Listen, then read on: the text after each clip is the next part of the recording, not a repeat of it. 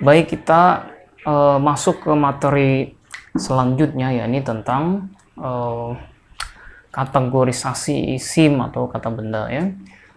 Jadi ketika kita baca Al-Quran dan ketemu kosakata dan kita pastikan itu isim, nah kita analisis dari 1, 2, 3, 4 ya. 4 kategorisasi ini. Yang pertama, kita lihat berdasarkan gendernya atau laki-laki atau perempuannya, maskulin dan femininnya ya. Yang kedua, berdasarkan numbernya, jumlahnya, apakah dia tunggal, dual, jamak. Berdasarkan statusnya, apakah dia u atau rofa, nasab atau jari ya. Dan terakhir berdasarkan type-nya, apakah dia definite atau indefinite, ma'rifah atau nakiroh. Nah sekarang kita fokus ke berdasarkan gendernya dulu ya, atau al-jins ya. Berdasarkan gendernya, yaitu ada dua, mu'annas dan mudzakkar, feminin dan maskulin ya. Kata benda dalam bahasa Arab dibagi berdasarkan gendernya, feminin, maskulin.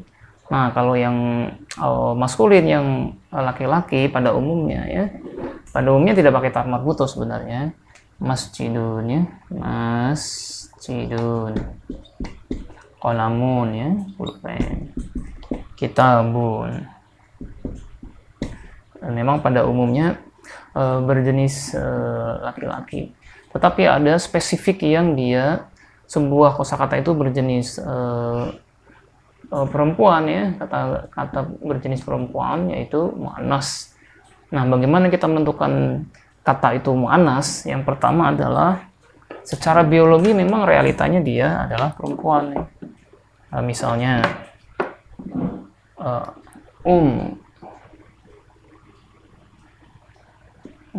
itu adalah ibu ya, perempuan, atau ukhtun ya, ukhtun itu juga perempuan meskipun tidak pakai ta marbutoh. Yang kedua, dia ada ta marbutohnya, misalnya sholatun ya, sholatun, dia pasti perempuan ya, berjenisnya perempuan. Tapi termasuk juga yang ada alif dan hamzah ya, misalnya warna hamro, merah ya, hamroun. Dan terakhir yang ada alif maksurah atau alif bengkongnya seperti ya tanpa titik, misalnya kubro, kubro ya, kubro. Yang ketiga, ciri bahwa sebuah kata itu muannas adalah bagian tubuh yang berpasangan. Bisa tangan ya, telinga, mata, tangan, yadun ya, yadun,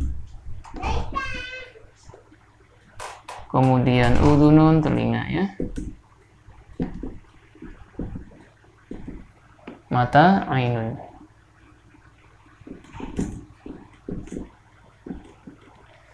Semua itu adalah bagian tubuh yang berpasangan dan dihukumi sebagai feminin. Yang keempat, nama kota atau daerah tertentu. Kalau kita tulis misalnya Makkah atau misalnya Mesir ya, atau kota Depok sendiri misalnya, Depok. Semua itu dihukumi feminin ya, nama kota daerah.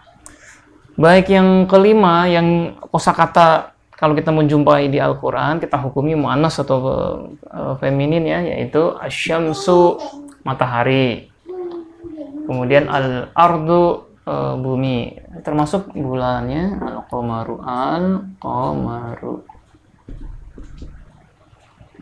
Dan itu di Al-Quran dihukumi sebagai feminin ya.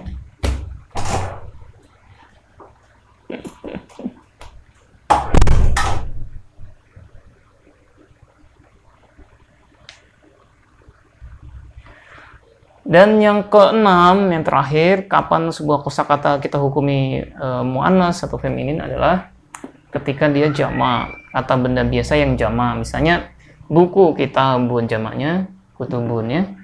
kutubun. Kutubun. Kalau dalam Al-Quran, fiha kutubun qayyimah ya. Qayyimah dia pakai tamar buto karena kutubnya itu dihukumi jamak ya. Kutubun. Kalau pulpen jamaknya menjadi aqlamun ya. Aqlamun. Nah, rumah baitun jamaknya buyut ya.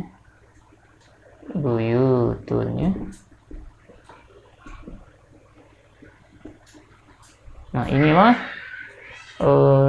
semua ketika kita menemukan keenam ciri ini dia akan dihukumi sebagai muannas atau feminin dalam bahasa Arab.